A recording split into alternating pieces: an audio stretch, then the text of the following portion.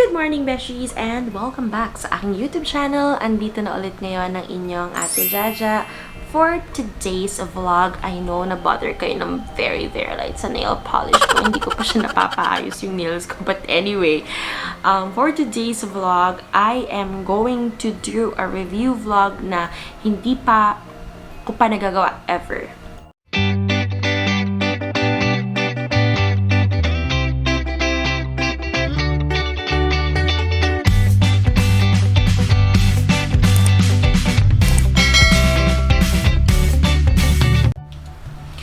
So, recently, nag-push ko yung sarili ko to work out.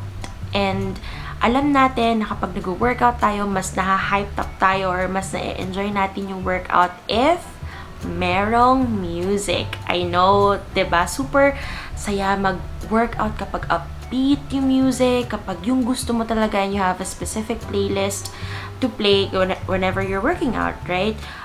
This is not a sponsored vlog, just to give you a heads up. However, if napanood nyo yung vlog ko with my friends nung nag-staycation kami last year and nag-exchange gift, ito na yung regalo ko sa kanila. And I'm finally doing a review vlog ng Tylex. Ito ay ang Tylex speaker. Now, let's talk about first kung saan ko siya nabili. I was supposed to do an unboxing video about this, but super excited talaga akong gamitin siya. I was not able to do the unboxing vlog anymore. However, magkakaroon naman tayo ng review vlog, so I'll answer the questions or any questions na pwede nyong itanong sa akin. I-address na natin siya ngayon para full force, diba? So, I'm checking my phone kasi na-order ko ito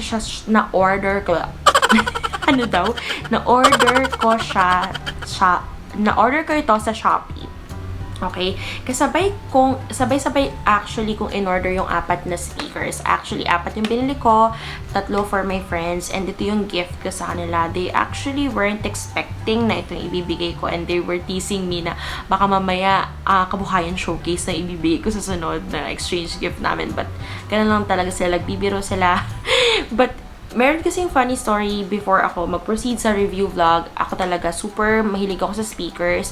I think na mana ko siya sa tatay ko, sa papa ko, nung buhay pa siya, na si papa super music lover siya. And marami kaming speakers sa bahay, marami kaming mga CD and all.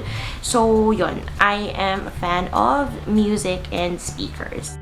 So, I've mentioned earlier na nabili ko siya sa Shopee, and I'm gonna add the link sa description down below. Again, this is not a sponsored vlog. I just really wanted to share with you yung feedback ko sa speaker na nabili ko. So, this is Tylex Xm19. Ito siya, wireless Bluetooth soundbar speaker. 599 pesos. Diba? Super duper mura lang niya. 599 pesos, meron ka ng speaker. Sobrang sulit. Why? So, first of all, itong speaker na to, there are actually 4 colors available. Black, white, pink, and blue. And same price lang siya. It's all for 599 pesos. Okay. Now, let's talk about yung feature niya and all. And by the way, besties, I'm not a techie person. So, kung ano man yung na-describe ko sa inyo sa speaker is based on my personal opinion lang. Again, I'm not techie. If hindi ko man alam yung mga terms sa speaker, whatever, pasensya na talaga. But I'm trying my best na ipakita sa inyo kung bakit ako super excited na nabili ko siya. Anyway, this is the speaker. Ayan siya. You can actually use this for karaoke, and pwede siyang i-connect dito. So, meron siyang connector for the, sorry talaga sa nails ko. Meron siyang connector for the speaker, and then memory card slot, and this one is for the charger. Okay, so ayan siya. I bought pink for all of us because this is actually one of my favorite colors, yung mga pastel colors. At actually, ang gaganda ng colors niya. Ang ganda rin ng pagka-blue niya. Gusto ko sana bilhin white, but all of us are babae naman and we love pink. So, yan, ito na yung binili ko. Ayan. So, ito yung, ano niya, adjustment ito yung adjustment niya ng, sound. Pero pwede nyo rin naman siya i-control sa phone nyo. Here's the thing though. Kapag nasagad nyo na yung volume sa phone nyo, di ba sometimes yung mga ganitong Bluetooth speaker, pwede pa silang sumobra ng music. Ito, on the other hand, kapag sagad na yung sa phone nyo, sagad na rin siya dito. I'll show you later kung paano siya and ano ba yung indication na fully max na yung volume niya. Now, number one, the first thing na nagustuhan ko sa speaker na to is yung feature niya. It's very, very, very nice. Para siyang yung soundbar sa mga TV. I also like the color. However, ang downside lang siguro pagdating sa size niya is syempre medyo malaki siyang bitbitin and hindi naman siya super bigat, pero it can consume yung space sa bag nyo if, say, for example, you're going to travel and kailangan nyo siyang dalahin. Yung size-wise niya, yon lang yung downside. However, if, like what I've said, hindi naman siya super bigat, but pag dinala nyo siya sa travel, make sure na naka-backpack kayo or mas malaki yung bag nyo. Kasi compared sa mga other speakers na maliit lang, convenient siya dalhin kahit saan. Ito daw. Yan siya. Ayan, for comparison sa face ko. Ayan. So, medyo mahaba, right? Now, let's talk about yung bass niya. Actually, super ganda nung tunog niya kasi hindi siya basag. Hindi siya basag at all. And ang ganda ng tunog niya. I'll give you an example and magsa-sound check tayo in a bit. But yun. So, when you turn on or kung gusto niyo nang gamitin to, press nyo lang siya. It's a long press. Power on. O, diba? Enter to Bluetooth. Diba? Hindi siya yung parang, the Bluetooth device is Bluetooth connected. Oh, ganyan na siya, Bluetooth connected. Hindi siya yung parang, the Bluetooth. Ano ba yung sinasabi pag sa speaker? The Bluetooth device is ready to pair. Diba? Ganun yung mga salitaan. But yun lang yung sinasabi niya. And then ito. Ayan siya na. Adjust yung volume niya here. So, yan. Meron siyang color na ganyan. And pag low bat naman siya, magsasalita rin siya ng low battery. Ganon. Ganon yung labanan niya. But, speaking of battery, super duper tagal malo bat. I swear, I use this almost every single day, especially kapag nag-workout ako. Or sometimes, nagpi-play kami ng music ng mga roommates ko dito sa tinitirhan namin kasi hindi kami masyadong mahilig sa TV. Habang nag-work, piniplay lang namin siya. And really, it lasts like a day or two.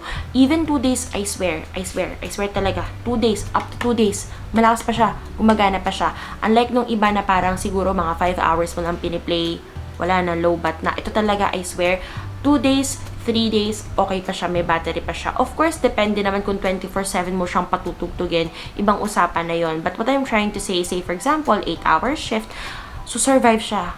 Baka hanggang next shift nyo, mag-survive pa rin talaga siya. So, super duper ganda ng battery life niya. Anyway, for the music, let's give it a try, beshies. I swear, hindi kayo magsisisi. Magpi-play ako ng music ngayon. Give me a second.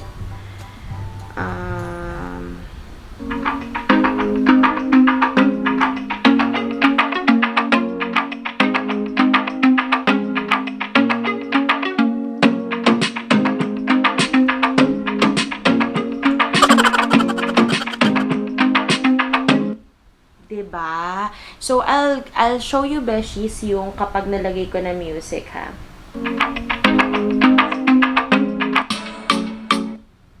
Ayan, diba siya? Ganyan siya. Kapag papahinayin ko sa phone, ayan, humihina siya. Pero pag palakasin ko siya, kapag sagad na siya, ganito.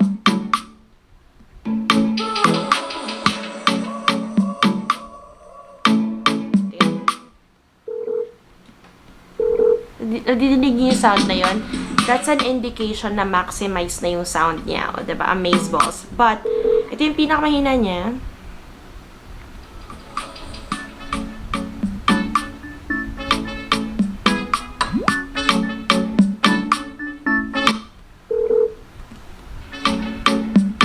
Ibig sabihin, sagad na yun. Let's try it again. Let's change the music, beshies. Yung mas upbeat pa para mas ma-feel nyo na talagang super, super bongga nito. Ito.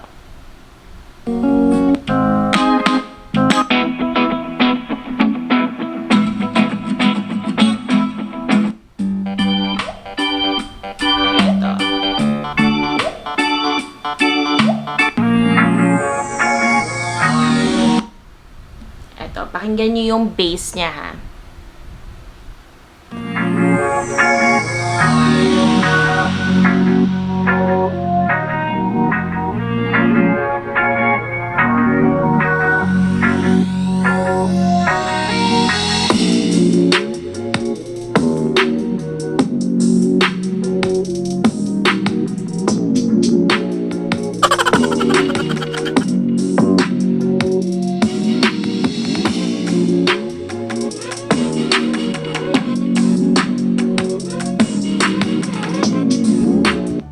Diba sobrang bongga niya, beshies? I'm not even kidding.